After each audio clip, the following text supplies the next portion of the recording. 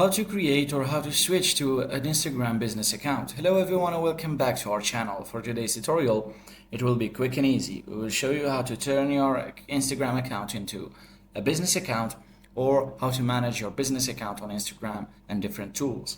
So first of all, let's head out to Instagram. So you can head out to your profile and then click here. And here you will find this option for professional account. When you click on it, it will display your professional account.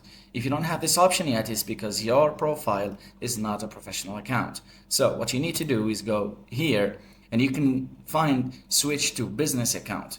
And here, because my account is a business account, I find switch to creator account or switch to personal account. Business accounts are better if you are selling online or if you're representing a professional business, because it will allow you to track your reach and audience and customize different things such as ads and WhatsApp business features and to drive sales from conversations and different contact information and ways of contact. So this is it for today. Thanks for watching and don't forget to subscribe.